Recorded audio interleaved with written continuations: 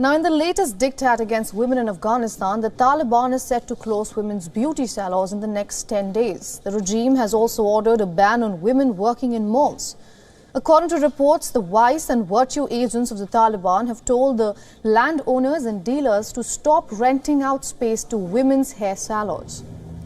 The promoters of vice and virtue for the Taliban have referred to women's hair salons as seditious and contrary to sharia norms. Earlier, the Taliban ordered all local and international non-governmental organizations to suspend the work of female employees. And the list does not end here. The Taliban regime has also ordered the suspension of female students from private and public universities across Afghanistan.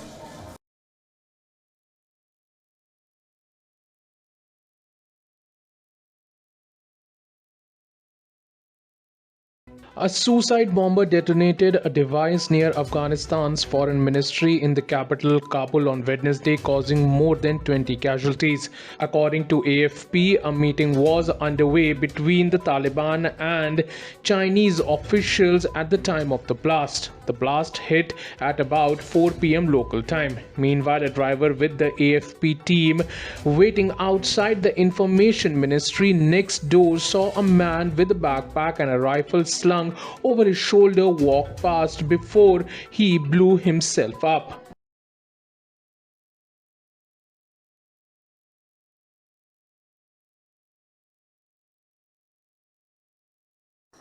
Police in Pakistan are on high alert. It comes after the Pakistani Taliban targeted police in recent weeks and threatened the Prime Minister and Foreign Minister. But in the province of Khyber Pakhtunkhwa, it's the police who are on the front line. But just days ago, 2 police officers and 1 civilian were killed during an attack by the Pakistani Taliban. The situation has angered locals who fear a return to violence. They took to the streets to voice their opposition to the Taliban.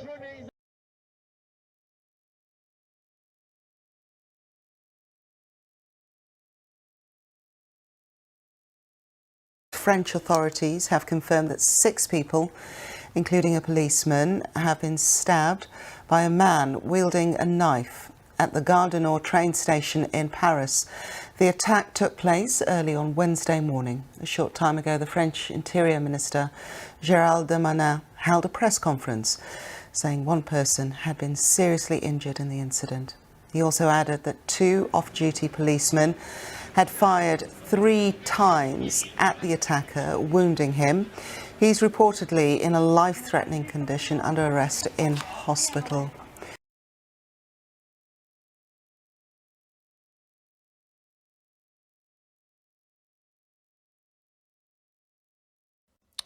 Brazil's former president, Jair Bolsonaro, has been released from a hospital in Florida. Now, pressure is growing for the Biden administration to expel him from the U.S. after the brazen attack on Brazil's capital and on democracy by his supporters over the weekend. He left 2 days before the inauguration of Lula da Silva, and he's been out of the country. One of the theories is so that he could have plausible deniability, because he has denied being behind this violent mob that hit the Capitol. He has denied, he said, you know, this is not him, he didn't do it, and now he's tweeted pictures of himself in a hospital saying he's being treated for an old stab wound. He's since said he's been released.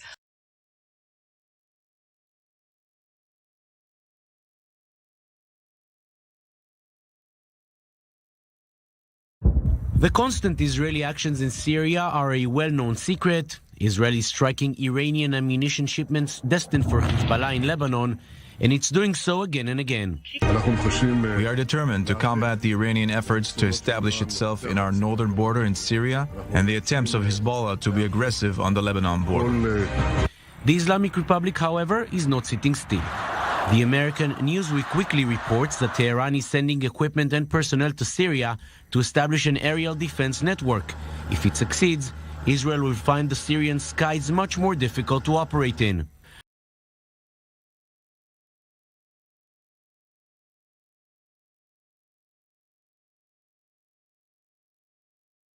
Tigray forces began handing over heavy weaponry to Ethiopia's National Army on Tuesday as part of an African Union-led peace process. The handover, around 20 miles northeast of the regional capital Mekele, was overseen by a monitoring team made up of members of the 2 sides and a regional body. the Intergovernmental Authority on Development.